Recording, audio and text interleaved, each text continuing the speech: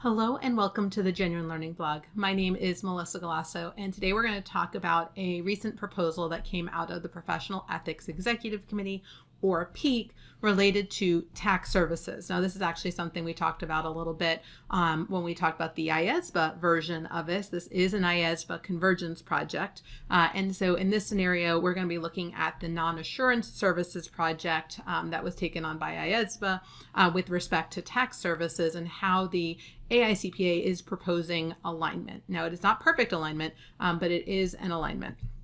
So this was issued on June 10th, and it is around tax services. And the concept here is that there is a potential advocacy threat when we're doing certain tax work that can impact our ability to be independent. And so within the tax services rules, what they're looking for are really some types of tax planning and other tax advisory services. And so obviously from a public interest perspective, trying to ensure that we don't have that advocacy threat when we're acting on behalf of our clients. And so is this something that we would see as inconsistent with the role of an independent CPA?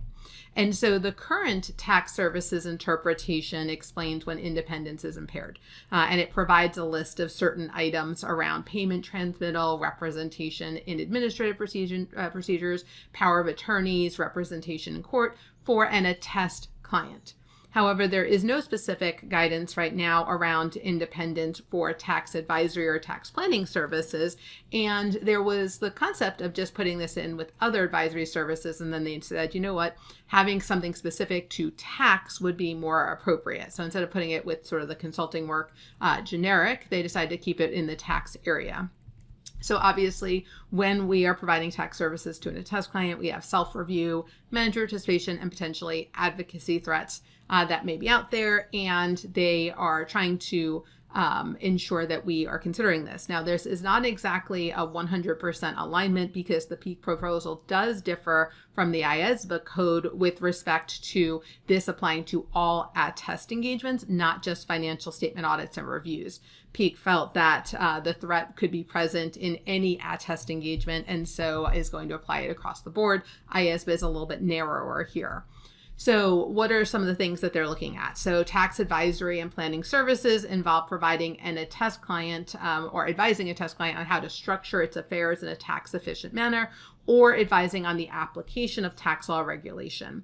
And so providing tax advisory or tax planning services will not create a self-review threat or advocacy threat if it's supported by tax authority or precedent, or based on established practice that is commonly used and not been challenged by a relevant tax authority. So sort of like GAAP, right? When we advise on GAAP, right, we're telling them how to follow the rules. So if we're using it to follow the rules, then we're not going to have a problem. It's when we are leaving those rules area. And so they go into a lot of depth into how these types of services can impair independence and can create threats to independence when we are not following the rules per se.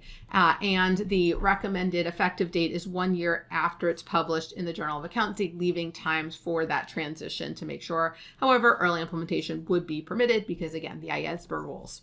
So comments are due by September 10th of 2024. I do think this is an interesting area for those who provide tax services to attest clients. I think they're going to get a lot of interest in this because the tax advisory is obviously a very big portion of what we do for tax clients. So it's not just the compliance work, right, the completing of a tax return, but it's the advisory that most people really value. Similar to an audit, is the advisory work that's provided, not always the compliance itself. That is what's valued by customers. And so I think this is going to be an interesting one. And I can see both sides of it. I understand why the AICPA is going down this path. I can also understand why some people are potentially concerned about limiting their ability to do this work. All right, so that's a wrap on this week's blog. I look forward to seeing you on a future blog. Have a great day, guys. Bye-bye.